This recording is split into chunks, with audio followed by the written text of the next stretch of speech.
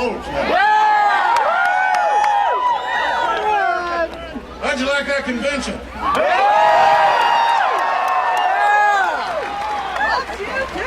You know, it was such a great convention and so many wonderful moments in that convention.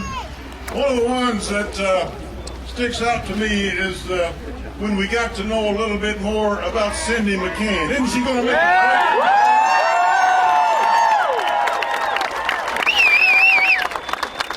Her life has been one of quiet compassion for her entire life, helping others.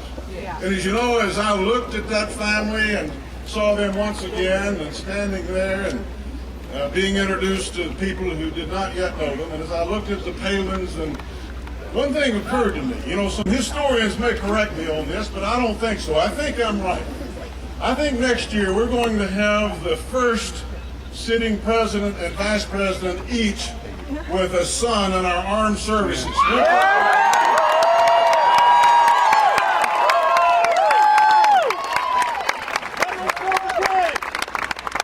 Country first! My friends, this is going to be the most important election in our lifetime. It's important for a lot of reasons. Yeah. Not the least of which is the fact that we live in a world now with the proliferation of weapons of mass destruction and the proliferation of those who would do us untold harm, untold injury to our nation. Those challenges lie there for every future president from now on. From that to the challenges and the opportunities of the global economy and so many issues in between. And my friends, as never before in the history of our country, we need leaders of wisdom and courage and a record that backs up their rhetoric.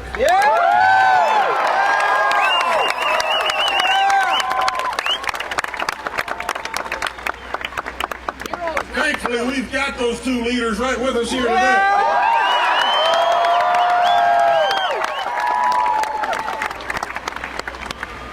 I'm afraid that folks on the other side can't say that. Barack Obama must be the first fellow in the history of presidential politics who thinks that running for president is a qualification to be president.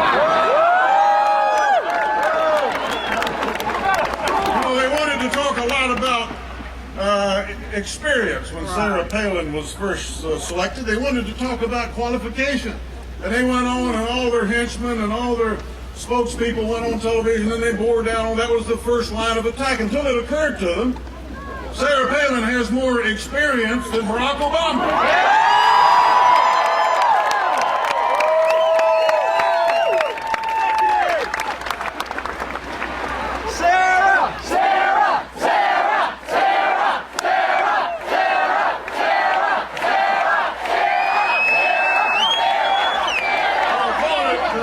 Our opponent is an agent of change.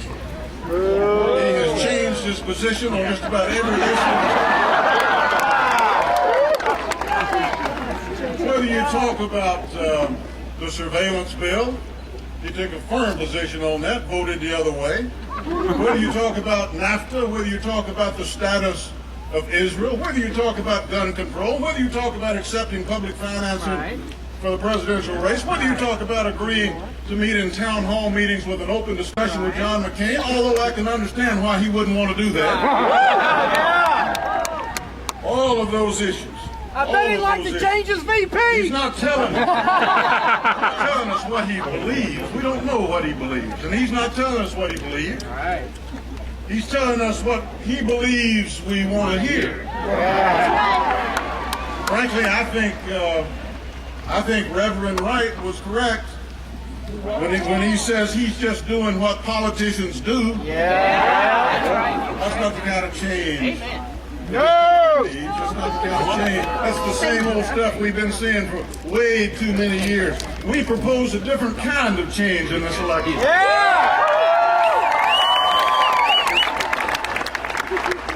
kind of change personified in the person of Governor Sarah Palin, for example.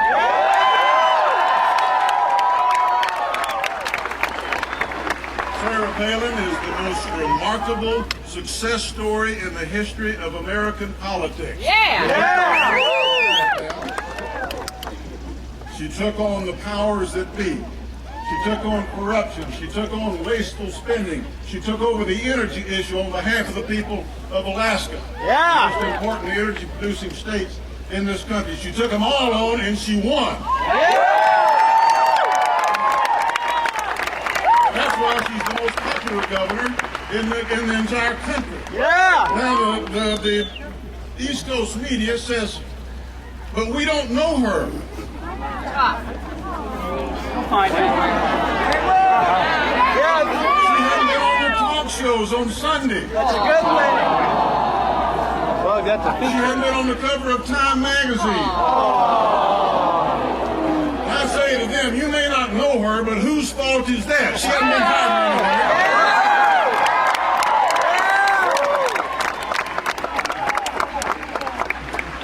Now after the initial line of attack, they have regrouped.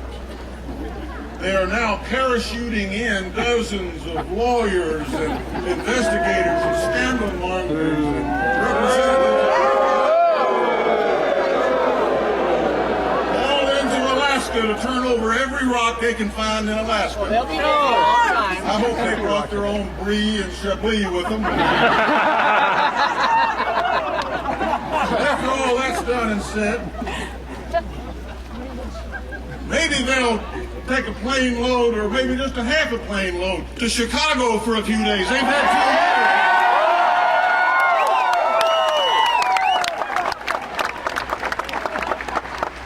2 years. This woman is undergoing the most vicious assault that anybody's ever seen in their life.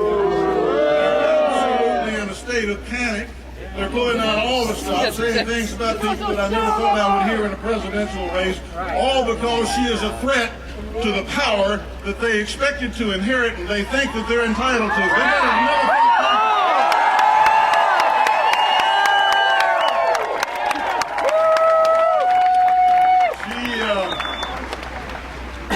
she proved anything she had to prove as far as I was concerned at the convention. Yeah. She walked out there, first place her teleprompter malfunctioned. I don't know how many of y'all know that. Politician's worst nightmare. I slept with my speech for 2 days beforehand. Wouldn't let anybody get their hands on it in case that happened to me. It didn't happen to me. It happened to her.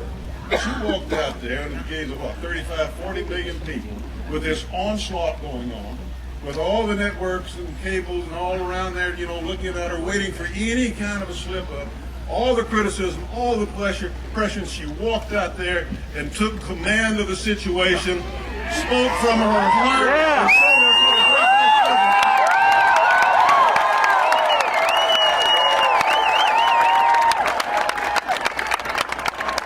He's a leader!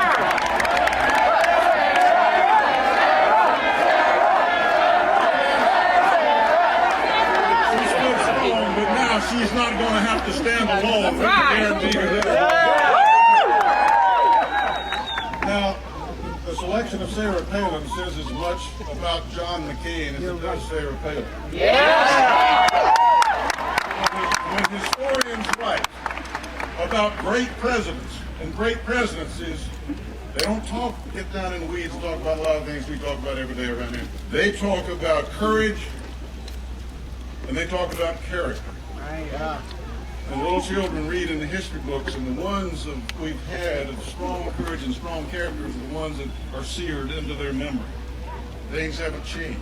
My friend John McCain's life has been a testament to courage and character.